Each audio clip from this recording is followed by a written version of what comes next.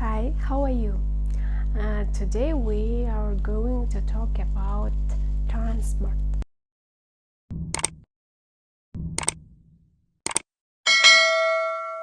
Бүгін транспорт тақырыбында айтатын боламыз.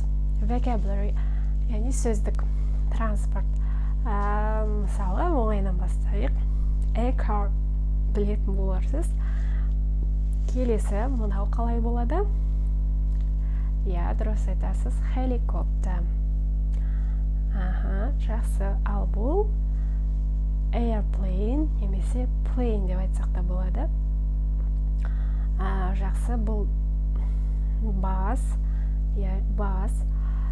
Келесі, бұны біз train деп атаймыз. Жақсы. Ал бұл tram. Жақсы. Бұл ferry. Ал бұл boat. Өте жақсы.